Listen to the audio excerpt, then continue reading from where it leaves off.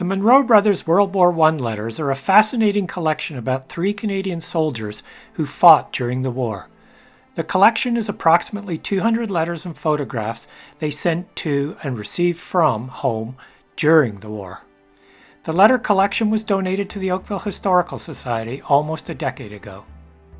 The letters cover the years 1914 to 1918, following the boys through enlistment, training, arrival in France, and major engagements on the Western Front.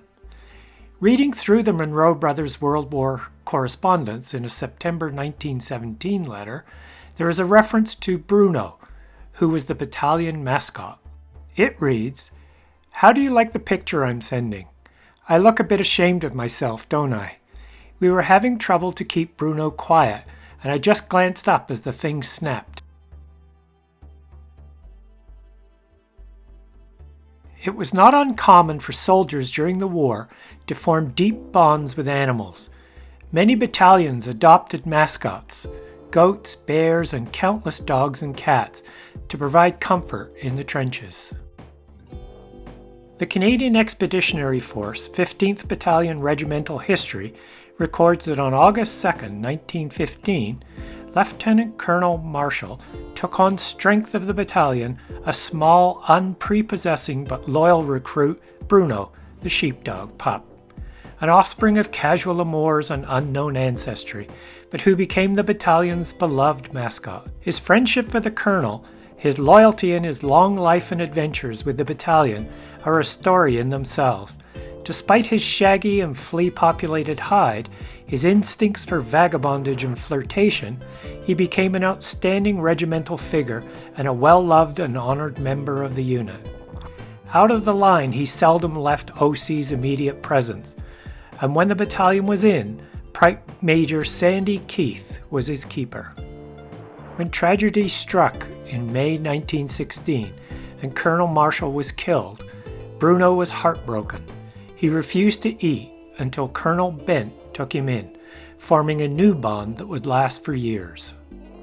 Even after several escapades, including going AWOL in pursuit of a lady dog, Bruno remained an integral part of the battalion. His loyalty and antics brought joy amid the harsh realities of war.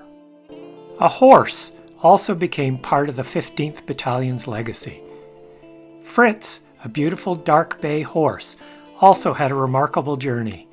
Originally captured from Russian forces by the Germans, in late August 1918, while riding into the Canadian lines, a German officer unknowingly led Fritz into captivity. Both officer and horse were taken into custody, with Lieutenant Colonel Bent adopting the horse.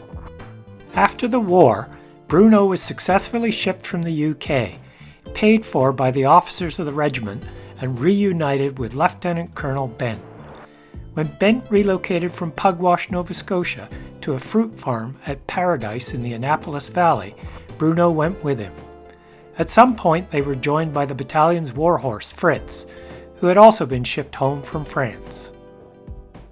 Bent would ride Fritz through the apple orchards with Bruno, a staunch guardian of the property running alongside. When Bruno eventually passed, he was buried alongside Fritz on the farm. For Lieutenant Colonel Bent, both animals must have been a living connection to his war years, his beloved 15th Battalion, and to all the men he served with and led. What started out as a school project became a one-year $13,000 fundraising initiative of Noah Tremblay.